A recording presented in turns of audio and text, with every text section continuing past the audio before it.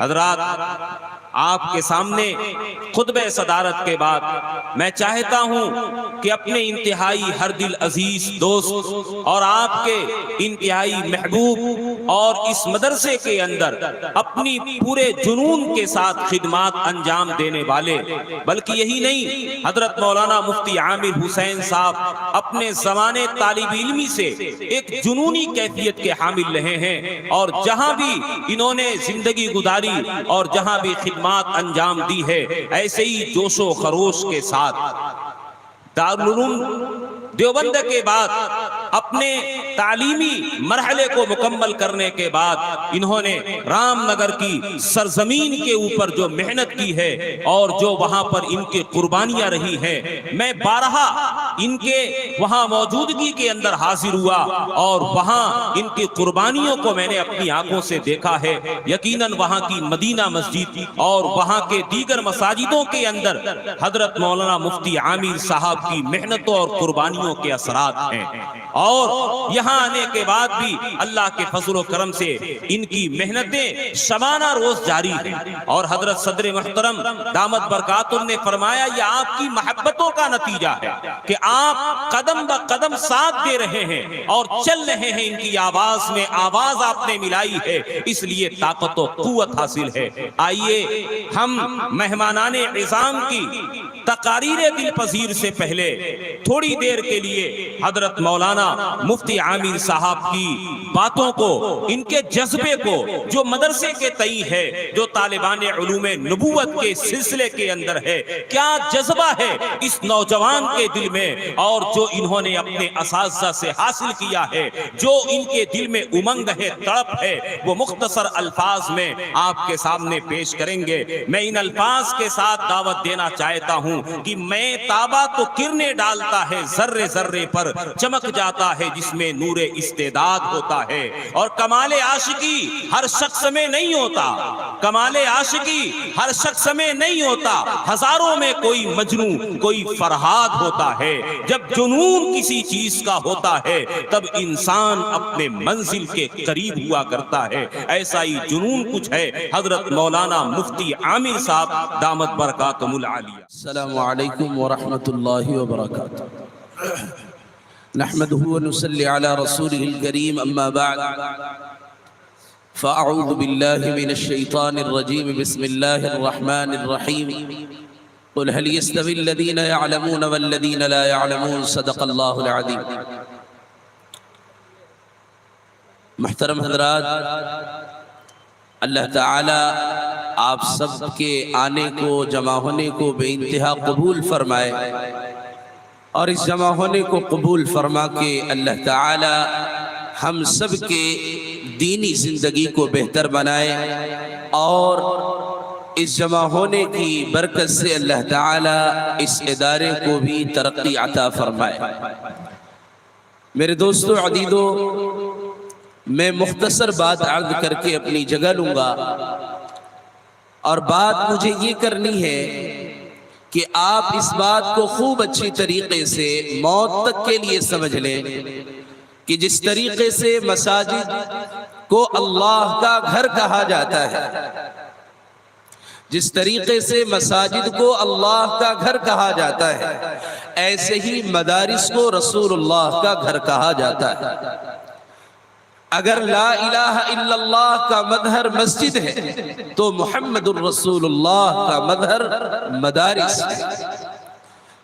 حضور اکرم صلی اللہ علیہ وسلم جب مکہ المکرمہ میں تھے تو آپ صلی اللہ علیہ وسلم نے تعلیمی، تبلیغی، تربیتی، خانقاہی نظام کے لیے دار ارقم کو متعین فرمایا تھا، اور آپ صلی اللہ علیہ وسلم دار ارقم سے تعلیمی، تبلیغی اور دین کی محنتوں کے خانقاہی یہ ساری ترتیبیں قائم کیا کرتے تھے۔ اس کے بعد جب حضور اکرم صلی اللہ علیہ وسلم مدینہ منورہ تشریف لائے اور آپ صلی اللہ علیہ وسلم نے مسجد نبوی قائم فرمائی، اس کے بعد آپ صلی اللہ علیہ وسلم نے مسجد نبوی کے شمال جانب میں ایک چبوترا تھا جس کا نام صفہ ہے. اس صفے پر آپ صلی اللہ علیہ وسلم نے، اس چبوترے پر آپ صلی اللہ علیہ وسلم نے ایک سائبان، ایک چھپر سا ڈلوایا. اور آپ یہ سمجھ لیں اور خوب اچھے طریقے سے سمجھ لیں کہ وہ صفہ چبوترا ہی ساری دنیا کے مدارس کی بنیاد ہے. سارے عالم میں جتنے بھی مدارس آباد ہیں، سارے عالم کے مدارس کی بنیاد وہ صفہ چبوترا ہے، جس پر پڑھنے والے صحابہ کرام رضوان اللہ علیہم اجمعین کی جماعت تھی. آپ صحابہ طلبہ کی حیثیت سے اس مدرسے میں پڑھتے تھے اور حضور اکرم صلی اللہ علیہ وسلم استاد کی حیثیت سے اس مدرسے میں پڑھاتے تھے. وہ دنیا کا سب سے پہلا اور سب سے بڑا مدرسہ ہے. اس مدرسے سے رئیس المحدثین بھی فارغ ہوئے جن کا نام ابو ہریرہ رضی اللہ عنہ ہے. اس مدرسے سے رئیس المفسرین بھی فارغ ہوئے جن کا نام حضرت عبداللہ بن مسعود رضی اللہ عنہ ہے. اس مدرسے سے رئیس القراء حضرت ابی بن کعب رضی اللہ عنہ بھی فارغ ہوئے. بڑے بڑے صحابہ اس مدرسے سے فارغ ہوئے، بڑے بڑے مفتی اس مدرسے سے فارغ ہوئے، اور وہاں سے یہ نظام چلا ہے. اور وہ نظام یوں ہی نہیں ہے بلکہ آپ اس بات کو جانتے ہیں کہ پہلی وحی جو جناب محمد رسول اللہ صلی اللہ علیہ وسلم پر کی گئی وَإِقْرَأْ بِاسْمِ رَبِّكَ الَّذِي خَلَقَ تھی، اور پھر اللہ تعالی نے دوسری جگہ قرآن میں ایک جگہ فرمایا وَيُعَلِّمُهُمُ الْكِتَابَ وَالْحِكْمَةَ وَيُزَكِّيهِمْ إِنَّكَ أَنْتَ الْعَزِيزُ الْحَكِيمُ. یہ صفہ چبوترا، یہ دنیا کا پہلا مدرسہ، یہ اسی باب کی فصل ہے، یہیں سے یہ نظام چلا ہے.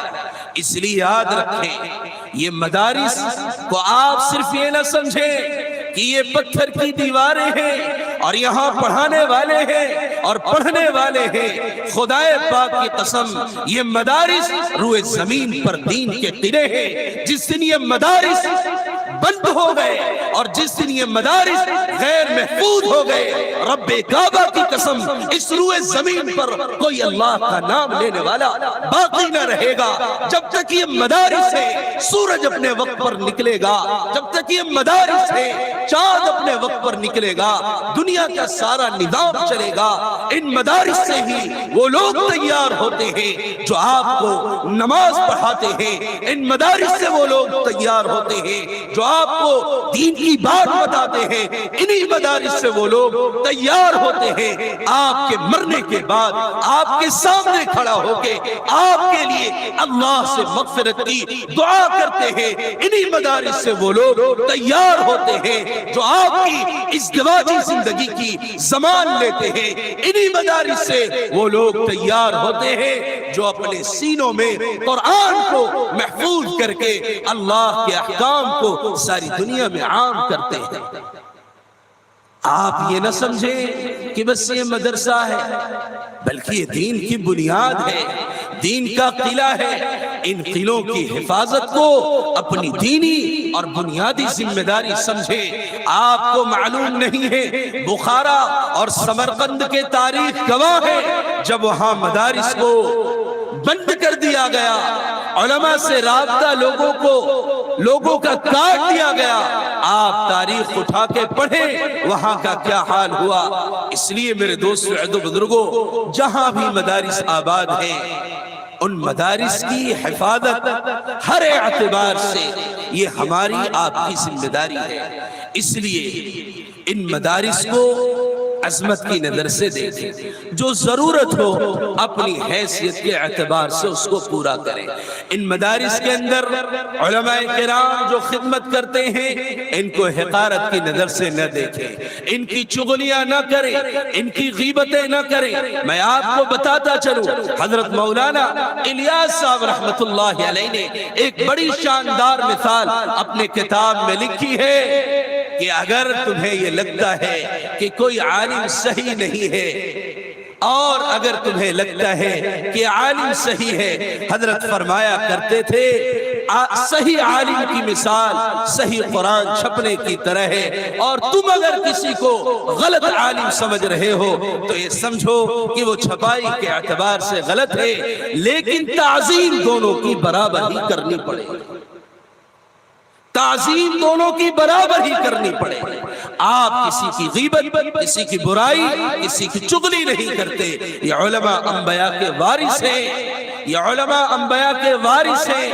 اللہ تعالی ان سے دین کا کام لیتا ہے، اور اللہ کا فضل ہے کہ علماء معمولی تنخواہوں پر دین کی خدمت کر رہے ہیں، لہذا ان کی عزت کیجئے، ان کی قدر کیجئے۔ اور اسی طریقے سے طلبہ عزیز جو اس مدرسے میں پڑھتے ہیں، مجھے بڑا افسوس ہوتا ہے، معذرت کے ساتھ عرض کر رہا ہوں، چھوٹے چھوٹے بچے بھی مدرسے میں آتے ہیں، پڑھتے ہیں۔ اب آپ خود دیکھیں، شریعت کہتی ہے بچہ 7 سال کا ہو جائے، 8 سال کا ہو جائے، اس سے نماز کا حکم کرو، 10 سال کا ہو جائے نماز نہ پڑھے اس سے مارو، یعنی مسجد میں لانا ہے۔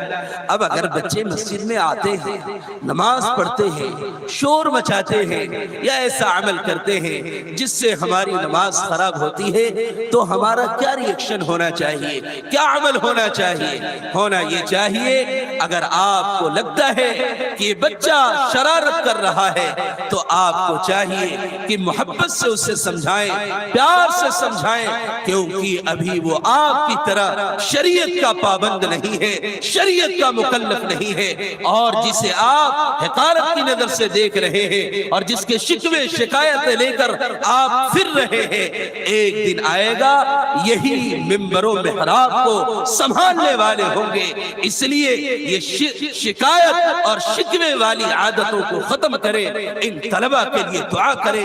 قسم ہے رب ذوالجلال کی، ان طلبہ کی طرح پوری دنیا میں کسی کی قربانی نہیں ہے۔ ہم طلبہ، یہ بچے اس وقت اپنے ماں باپ کو چھوڑ دیتے ہیں جس وقت اولاد اپنے ماں باپ سے دور رہنا گوارا نہیں کرتی ہے۔ جس دن 8-9 سال کا آپ کا بچہ ہو اور لا کے مدرسے میں چھوڑنا، اس دن آپ کا دل بتائے گا کہ کتنی قربانی ان مدارس میں پڑھنے والے ان طلبہ کی ہوتی ہے۔ یہ اپنے ماں کو چھوڑتے ہیں، باپ کو چھوڑتے ہیں، بہن کو چھوڑتے ہیں، بھائیوں کو چھوڑتے ہیں، اچھے کھانوں کو چھوڑتے ہیں، دنوں رات سارے لوگ عیش پرستی موج مستی میں زندگی گزارتے ہیں۔ یہ دنوں رات قال اللہ اور قال الرسول کی صدائیں بلند کر کے اللہ کو خوش کرتے رہتے ہیں۔ لہٰذا ان طلبہ کی بھی قدر کیجئے۔ اللہ تعالیٰ نے ان طلبہ کا اکرام فرمایا ہے، چنانچہ حدیث میں ہے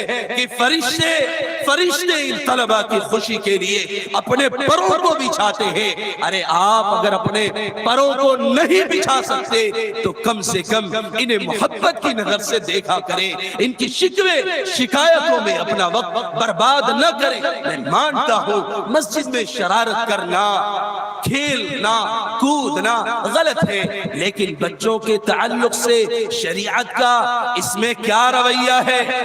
آپ سے گزارش کروں گا کہ اس کو بھی علماء سے مل کے سمجھیں۔ اور پھر میں کہہ رہا ہوں، یہ بچے جو آج کبھی کبھی مسجدوں میں کھیل کود کر لیتے ہیں، حالانکہ بچوں کو سمجھایا جاتا ہے مسجد کھیلنے کودنے کی جگہ نہیں ہے، شرافت کے ساتھ نماز پڑھا کرو، لیکن بچے چھوٹے ہوتے ہیں، دھیرے دھیرے سمجھ آتی ہے، سمجھنے لگتے ہیں، پھر وقار کے ساتھ وہ نماز مسجدوں میں کھیلیں۔ ہم آپ سے کہہ رہے ہیں کہ آپ ان کے ساتھ محبت سے پیش آئیں، ان کے ساتھ محبت سے پیش آئیں، یہی آگے چل کے آپ کا مستقبل ہے، یہی دین کے رہبر ہے، یہی رہنما ہے۔ آپ خود اندازہ کریں پورے سال میں اس مجمع میں کتنے ایسے لوگ ہوں گے، پورے سال میں ایک ختم قرآن پاک پڑھنا میسر نہیں ہوتا۔ آپ سوچیں یہ کتنی بڑی سعادت کی بات ہے، اور اللہ کی طرف سے کتنی بڑی فضل اور کرم کی بات ہے کہ اس مدرسے میں پڑھنے والے 2 طلبہ عزیز، میں واقعی جس دن ان بچوں نے ایک نشست میں قرآن ایک ایک نشست میں قرآن سنایا. آپ سے یقیناً میں سچ کہہ رہا ہوں جب ان کے اساتذہ نے مجھ سے بتایا کہ مفتی صاحب آج فلاں بچہ ایک نشست میں قرآن سنائے گا، اس خوشی کا صحیح احساس وہی کر سکتا ہے جو حافظ قرآن ہے. یقیناً خوشی سے آنکھوں سے آنسو نکل پڑے اور دل میں یہ خیال آیا کہ انشاءاللہ اللہ رب العزت ان حفاظ کرام کی برکت سے ان اداروں کو اللہ تعالیٰ اور اوپر لے جائے گا. کہ 2 بچے ماشاءاللہ یاد رکھیں، حافظ بنا دینا، پگڑی باندھ دینا یہ کوئی کمال نہیں ہے. ہمارے اساتذہ جانتے ہیں یہاں سے جو طلبہ حافظ ہوتے ہیں باقاعدہ ان پہ پوری نظر رکھی جاتی ہے. اس سے پہلے یہاں سے جتنے طلبہ حافظ ہو کے گئے ہیں ان سب کا ریکارڈ مدرسے میں موجود ہے. الحمدللہ تمام طلبہ نے مختلف جگہوں پہ پورا قرآن تراویح کے اندر سنایا. ہم لوگوں کی یہ مشن ہے، ہم یہی چاہتے ہیں. ہم نے اساتذہ سے بھی یہ درخواست کی ہے کہ یہاں سے ہر بچہ ایک نشست میں قرآن سنا کر کے جائے تاکہ وہ پھر جا کے سارے عالم میں دین کا کام کرے اور قرآن کے مطابق زندگی گزار سکے. لہذا وہ بچے بھی آپ کے سامنے پیش کیے جائیں گے. ان مختصر سی باتوں کے ساتھ میں آپ سے رخصت ہوا چاہتا ہوں کیونکہ ہمارے معزز اور مؤقر علماء کرام ابھی موجود ہیں اور ان کی بات ہوگی. اور ایک آخری بات آپ سے کہتا چلوں، آپ اسی طریقے سے بیٹھے رہے. ہم لوگوں کا یہ پروگرام 12 سے 12:30 کے اندر تک انشاءاللہ ختم ہو جائے گا. جانے کا ماحول نہ بنائے، بہت جلد سارا پروگرام اپنے اختتام کو پہنچے گا. اللہ تعالیٰ آپ کے آنے کو، جمع ہونے کو بے انتہا قبول فرمائے اور قبول فرما کے ہمارے شہر بلیا کو اللہ تعالیٰ ایک دینی نمونہ بنائے. ہر گھر کے اندر عالم اور حافظ پیدا ہو، ہر گھر کے اندر دینی نظام قائم ہو، ہر مسجد کے اندر تفاسیر قائم ہو. ہماری یہ چاہت ہے، ہم اس میں محنت کر رہے ہیں، اللہ سے دعا بھی کر رہے ہیں. اللہ تعالیٰ ہمارے شہر کو، ہمارے ضلع کو دینی اعتبار سے ترقی عطا فرمائے. اور آپ یہ محسوس بھی کرتے ہوں گے کچھ قبل ہمارا علاقہ مساجد کے اعتبار سے بھی، مدارس کے اعتبار سے بھی جس سطح پہ تھا، آپ شہر کے متصل جتنے بھی علاقے ہیں، چاہے اسلام آباد ہو، قاضی پورہ ہو، بحیری ہو، پرمندہ پور ہو، متصل جو بھی محلے ہیں، آپ سب جگہ جا کے یہ جائزہ لگا سکتے ہیں. الحمدللہ ہر جگہ مدارس مساجد کا معیار بہتر اور بلند ہو رہا ہے. یہ اللہ کا فضل ہے. اللہ تعالیٰ سے دعا ہے اللہ تعالیٰ ہمارے اس علاقے کو دین کی اعتبار سے، دین کی محنت کے اعتبار سے اللہ قبول فرمائے. وآخر دعوانا ان الحمدللہ رب العالمین.